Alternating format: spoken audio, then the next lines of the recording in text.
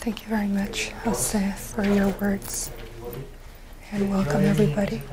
Good afternoon. My presentation will be in Spanish. That is the way that I can introduce everything in a more thorough way. It's easier for me. What I will be presenting this afternoon is a scale that we have developed after so many years. It seems quite simple, the scale, but there's been a lot of work behind this and previous investigation and research in this model and scale that I will be referring to.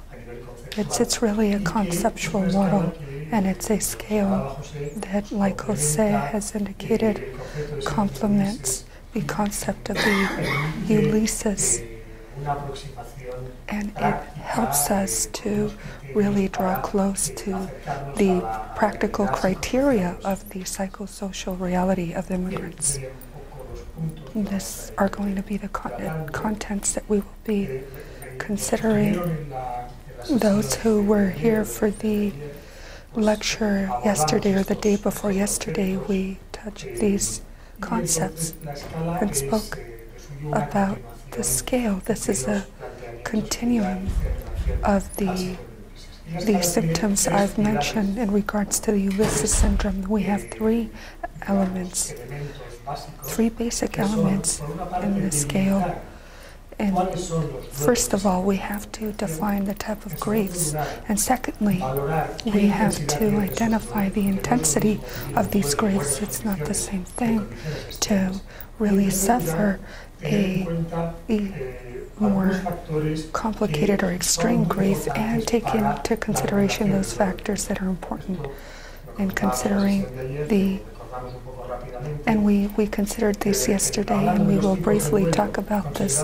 The type of grief we considered, there's 7 major griefs in migration: the family area, the language, the culture, the grief for the land, with all of the different themes, the smells, the temperature, the weather, the picture of the land of origin, which is very important, and also the social status grief, the work, the documents, the housing, and the grief in regards to the group of peering and the difficulties of integrating in a new country, and also the physical risks that come with the immigrating, not only the migration and immigrating, the journeys and very difficult and hardships and finding a job and having the capacity of finding a solution. And now you're faced with different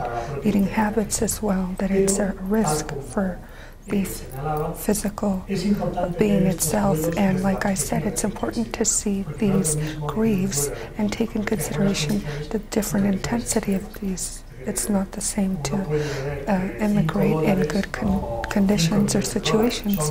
5 million and 10 millions of dollars, there's a big difference.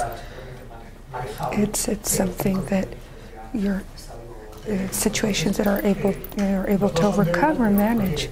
Meaning, if you have a debt, a simple grief has nothing to do with an extreme grief because of an extreme situation out of your control. And then 2 main factors that regulate the grief migration, that is the vulnerability and also the weariness, the weakness, and the stressors that the immigrant is facing.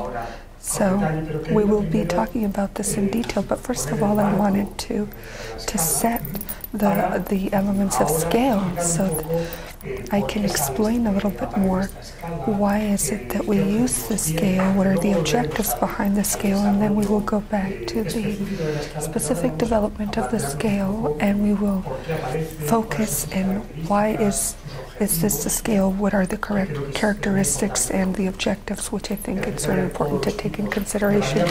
These would be the different types of griefs and variables that we will consider within the elements of the scale in combination.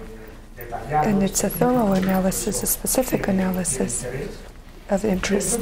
Very well, the context in which the scale arises. The scale arises in the new migrations of the 21st century. Migration is always a relevant event in someone's life. If each individual who has migrated, it's something. I would say presently that in the present new migrations, it's very superior, yes, from others. Meaning, if the scale appears now and the scale was not there before, is because migration is now a determining factor in the health and the physical health of an individual. It's always really had an impact, but really now they're living extreme situations. It's not something relevant. It really is a determining factor that one has to, study now this and do. I will say also that the reason why we have the scale is because there's a great demand for an assessment instrument, an assessment tool. Very well, the scale is really a procedure to structurize the information that we receive from the immigrant. The immigrant has a very psychological, emotional, cultural, complex situation. Now you have to structure that in a way that you are able to respond to the immigrant in a specific manner. And so, in a way, in a form, the scale is a way in which we structurize all of this information and feedback that we're getting from the immigrant.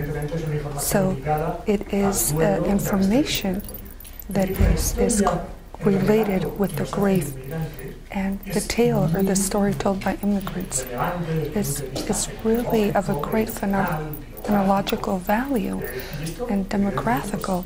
And this has really a great value behind it. That is why we need to know how to respond. And we have to really think about our responses in an objective way, not just respond to something, but really try to structurize the information, the relevant social aspect that the immigrant is trying to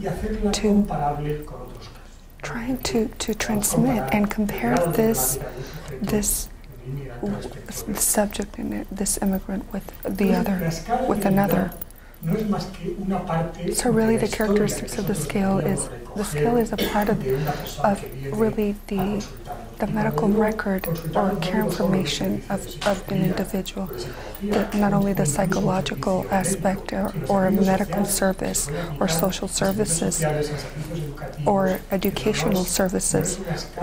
It's not a scale that is directly for the medical profession. It's more of a general scale.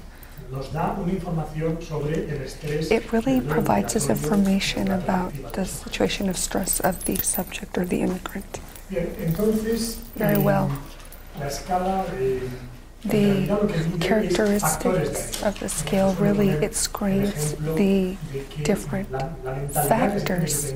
We have to have an open mind that when we are using the scale, it's as if someone is working at an insurance company or a brokerage. A broker has to see the problems and issues that the client is facing to try to help and sell his insurance. Now, we are not doing this because we want the patient to pay us or we're trying to get business out of the patient, but what are his issues? What are the problems he's facing? What are the things that are affecting him, that are causing the stressors or stress? The scale then helps us to really screen the different problems and assess the facts. Really, we have to be very sensible so that we do not let those risk situations just out of our hand. Now, the third characteristic is that the scale is ethic. Yes, the concept of ethic has nothing to do with ethnics. From the linguistic point of view to the pathology, it's really a different perspective from what is ethic, meaning try to go about a situation in a conceptual way, in a scientific way, framework. On the other hand, a subject, according to his way, his point of view of the world. So the scale is a scale that is structured, the framework of a conceptual scheme.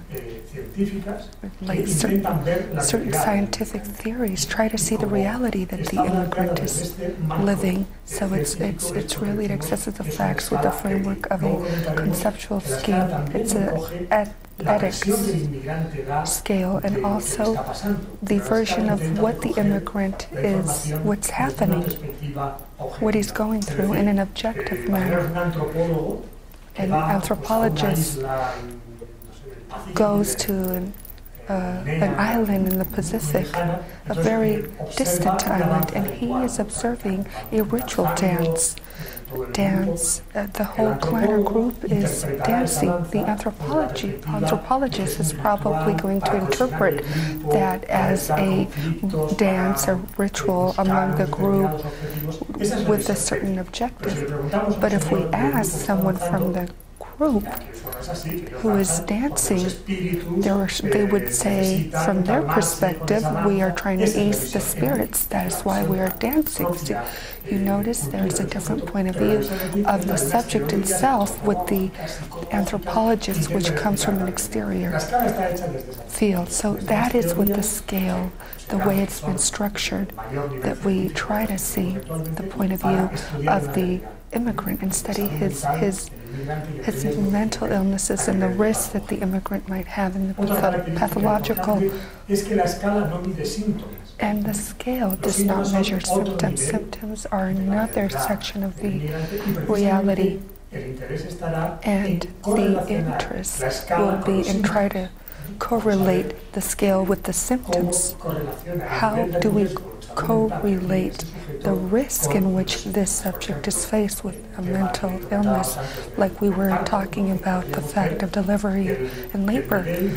We can see the level of stressors and vulnerability using the scale and correlate that with the symptoms of what a delivery brings, of anguish, of pain, of isolation. Those are symptoms. But if we really reflect on the vulnerability and the stressors of the scale, then we would be able to do the correlation among these.